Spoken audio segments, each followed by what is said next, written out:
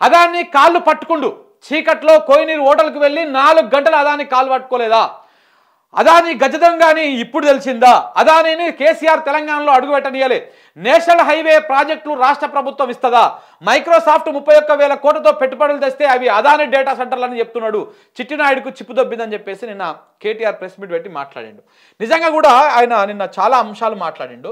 ఈ అదానికి సంబంధించినటువంటి అంశం ఏదైతే ఉన్నదో, సో ఈ అదాని రేవంత్ రెడ్డి ఇలా దోస్తాన అయ్యింది, ఇలా కథ అయ్యింది. కోహినూర్ హోటల్కు ఈ రేవంత్ రెడ్డి క్యాబినెట్లో ఉన్నటువంటి నెంబర్ 2 మంత్రి ఎందుకు పోయిండు? కోహినూర్ హోటల్కి వెళ్ళి ఎందుకు మీటింగ్ అయ్యింది? దేనికోసం మీటింగ్ అయింది? గంటలు కమాన్ ఎందుకు చర్చ చేసుకున్నారు? దాని తర్వాత ఇదే అదాని రేవంత్ రెడ్డి ఇంటికి ఎట్లా వచ్చిండు? ఆ ఇంట్లో 4 గంటల పాటు ఎందుకు చర్చించుకున్నారు? కేవలం 100 కోట్ల ఈ 100 కోట్లు ఈ ఏదో స్కిల్స్ యూనివర్సిటీ ఏదైతే ఉందో ఆ యూనివర్సిటీకి విరాళంగా ఇస్తున్నామని చెప్పి ఇచ్చిపోయేదానికి ఈ 4 గంటల చర్చ ఎందుకు అయ్యింది? అదానితోటి 4 గంటల చర్చ ఎందుకు అయింది? ఆ 4 గంటల పాటు అదాని కాళ్ళ మీద పడ్డటువంటి రేవంత్ రెడ్డి ఎందుకు లేవకుండా కాళ్ళు బిర్రగా పట్టుకొని కూర్చున్నాడు అని చెప్పేసి నిన్న కేటీఆర్ గారు ఒక ప్రెస్ మీట్లో చెప్పడం జరిగింది. మరి ఏం జరిగింది? నిజంగా 100 కోట్లు ఇచ్చిపోయేదానికి దేనికి అయింది? 100 కోట్లు అప్పుడెప్పుడో జమాన్లా 40 రోజుల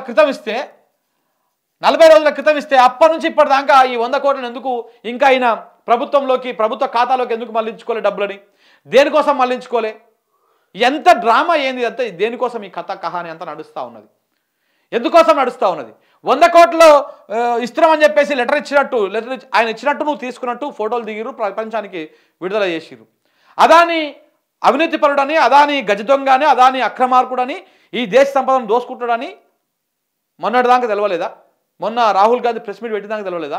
ఈ 100 కోట్లు తీసుకున్నప్పుడు తెలవలేదా? 12,400 కోట్ల విలువైనటువంటి ప్రాజెక్టులకు ఎంఓయూలు చేసుకున్నప్పుడు తెలవలేదా?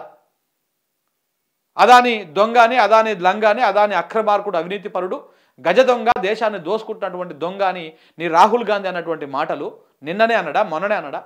ఆయన దాదాపు ఒక 4 ఏళ్ళకెళ్ళి ఈ అదాని ఎమ్మటే పడ్డాడు.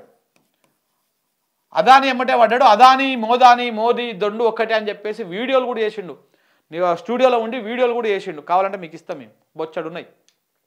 ఇవన్నిటివి చాలా ఉన్నాయి. మరి ఎందుకు నిన్ననే వచ్చి మేము దాన్ని వెనక్కి చేసుకుంటున్నాం, అవి చేసుకుంటాం అని చెప్పిండు. దాంతోపాటు ఏమన్నాడు? 31,000 కోట్ల విలువైనటువంటి మైక్రోసాఫ్ట్కి సంబంధించినటువంటి డేటా సెంటర్లు వస్తే అవి అదాని డేటా సెంటర్లు అని చెప్పేసి అది చేసిండు. అసలు వాస్తవానికి ఏంటంటే ఈ ఏవైతే కంపెనీలు ఉన్నాయో ఈ కంపెనీలకు సంబంధించినటువంటి బిల్డింగ్లు ఆ సంస్థలు ఏవైతే ఉన్నాయో అవి అదానికి సంబంధించినటువంటి కన్స్ట్రక్షన్కి ఇస్తే అది అదానికి ప్రభుత్వం ఇచ్చిందని చెప్పేసి చేసిరు. అంటే చాలా తెలివి లేకపోవడమా, లేకపోతే కావాలని అబద్ధాలు చెప్పడం అలవాటు చేసుకున్నాడా? పొద్దుగాలు లేస్తే అబద్ధాలు మాట్లాడడం అలవాటు అయిపోయిందా? కాంగ్రెస్ నాయకులకు ఏందో అర్థం అవుతలేదు. ఈ అదానికి నీకున్నటువంటి చీకటి ఒప్పందం ఏంది? ఏ ఈడీ కేసుల నుంచి బయటపడడం కోసం మోడీకి నీకు మధ్యలో అదాని మధ్యవర్తిత్వం, బ్రోకరిజం చేస్తూ ఉన్నాడా? ఏం జరుగుతూ ఉంది అనేది చర్చ జరగాల్సినటువంటి అవసరం ఉన్నది. ఈడీ పొంగులేటి శ్రీనివాసరెడ్డి మీద జరిగినటువంటి ఈడీ కేసుల వివరాలు ఎక్కడ పోయినాయి? ఈడీ ఎందుకు ఇప్పటిదాకా ఇంకా అఫీషియల్గా ప్రకటించలేదు? ఆ ఈడీ కేసు నుంచి తప్పించుకోవడం కోసమే అదానితో మీరు మిలాఖత్ అయ్యిర్రా? దాంతోపాటు ఓటుకు నోటు కేసులో ఈడీ ఇంటర్ఫియర్ అయింది. ఆ ఈడీ కేసు మాత్రమే ఇప్పుడు బలంగా ఉన్నది, ఆ కేసు మాత్రమే సీరియస్గా నడుస్తూ ఉన్నది. రేపు సుప్రీంకోర్టులో సినిమా మారిపోతుందని చెప్పేసి ఇప్పుడు కేంద్ర ప్రభుత్వం సాయం కోరుతందుకు అదానిని మధ్యలో పెట్టి మోడీతోని మిలాఖత్లో వ్యవహారం చేస్తూ ఉన్నావా? దేనికోసం? ఎందుకోసం అదాని కాళ్ళు పట్టుకోవాల్సి వచ్చింది? ఈ 100 కోట్లు ఎందుకు తీసుకోవాల్సి వచ్చింది? ఈ 12,400 కోట్ల పెట్టుబడులు ఎందుకు ఒప్పందం చేసుకోవాల్సి వచ్చింది? ఓవైపు నీ రాహుల్ గాంధీ ఏమో దేశమంతా తిరుగుకుంటా అదాని అక్రమాల గురించి, మోడీ అక్రమాల గురించి చెప్పుకుంటూ వస్తాడు. అదే అదానితోటి నువ్వు నీ ప్రభుత్వం వచ్చిన నెల రోజులను నువ్వు ఆ ఒప్పందాలు చేసుకున్నావు. ఇవన్నీ కూడా తెలంగాణ సమాజానికి తెలియదని కాదు, అది కాదు.